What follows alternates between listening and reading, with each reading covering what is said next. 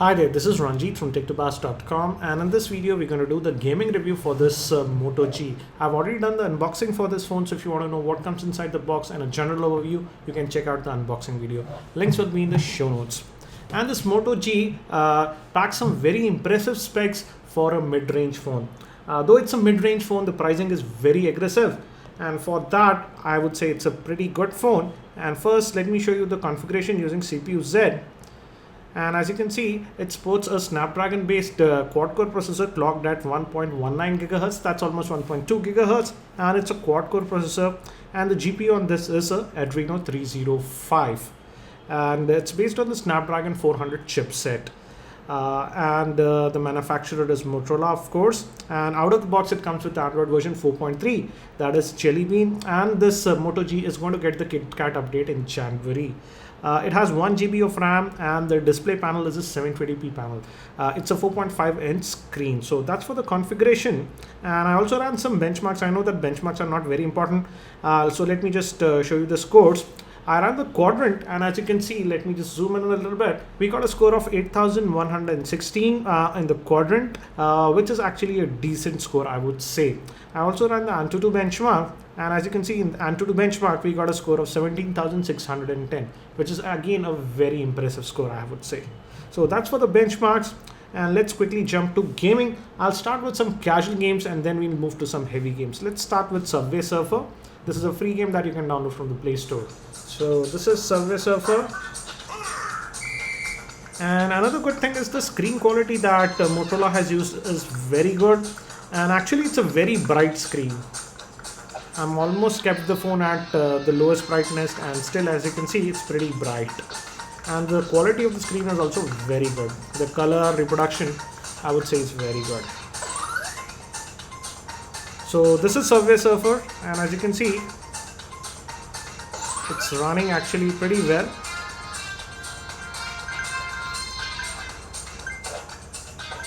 Also regarding the build quality of this Moto G is very nice. Oops. So as you can see, it's running this game without any issues. I don't see any lag whatsoever on this Subway Surfer. So let's get off this one and let's play some heavy games now. So let me get out. And if you notice, the navigation buttons are part of the display. That's the back, home, and this is the multitasking. So let me just kill these apps. And now let's run Riptide GP2. And this is Riptide GP2. And you just steer it just while tilting like this. Again, as you can see, all graphics are getting rendered. I even saw lens flare. Let's try the boost. And we are getting all effects. You see those water effects. So all effects are getting rendered as expected. Also, actually, the speaker on this Moto G is also pretty loud. I would say much louder than the Nexus 5.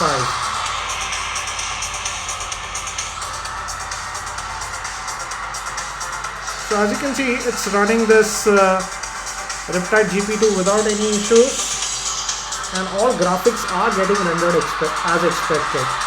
So you'll have a good experience playing this game on this Moto G. Let me get out of this one also now. And let's play this Dead Trigger now. This is the new version, that is 2. So this is Dead Trigger 2. It's just starting.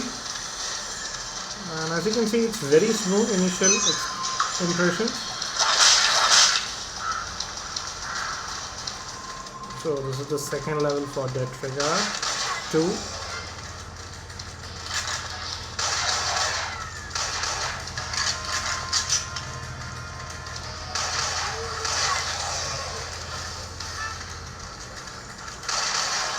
And as you can see, it's actually very smooth. I don't see any lag. It's pretty butter smooth, I would say.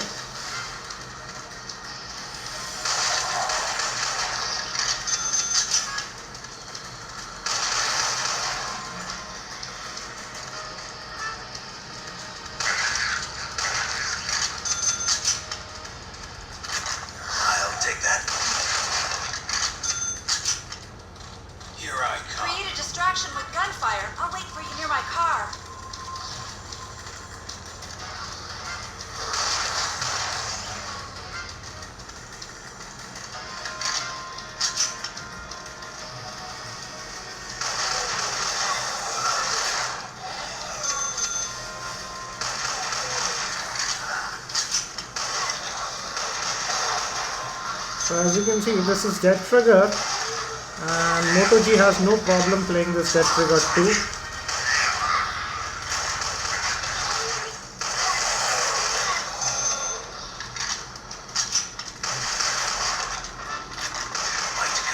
So let's move to some heavy games now. Let's now try Asphalt 8. This is a racing game, and this game has some issues with some of the handsets, so let's see how well the Moto G plays it. This is the Iceland level, and I've customized the steering. I'm using on-screen steering.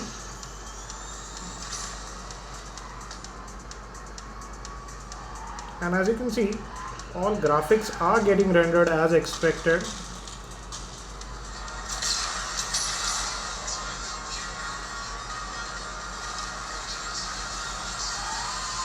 And as you can see, all smoke, graphics, lens flare, etc. are getting rendered as expected. And actually it's pretty smooth. I don't see any lag whatsoever even on this Asphalt 8. I did not change the graphics settings. By default the graphics setting was set to medium. As you can see, it's running it fine. We will also change it to high and see what happens. I'm drifting, let me stop drifting.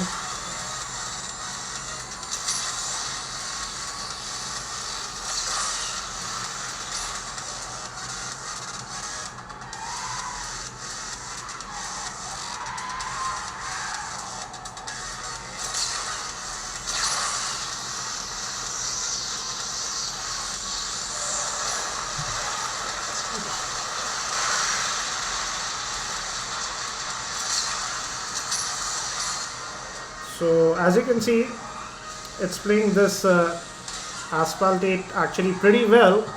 So let's try one more level and see how it handles it.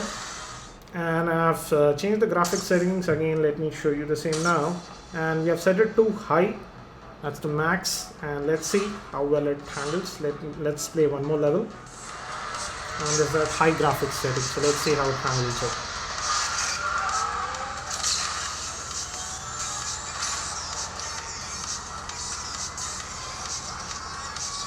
I noticed a little bit of jittering.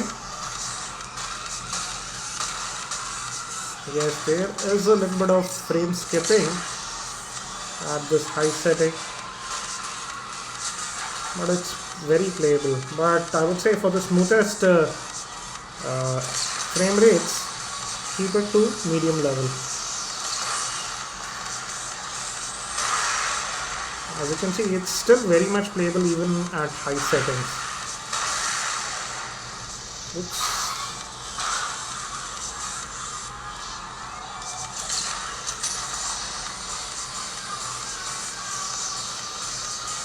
So this is Asphalt 8 of this Moto G, and as you can see, it's actually playing very well.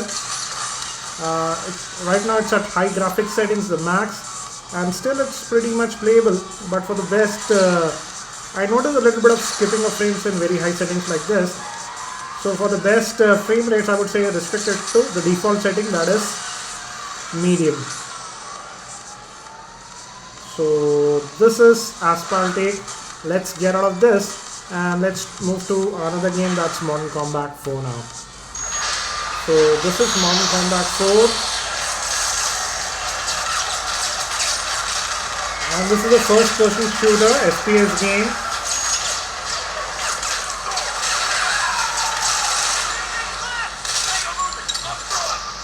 You can throw grenades, lock, and the graphics are very good on this game.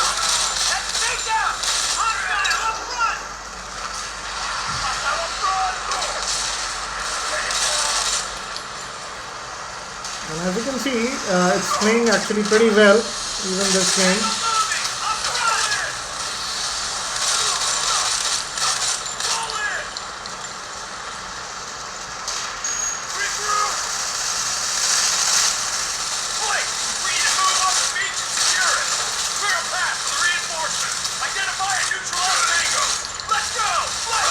Let me launch the grenade there.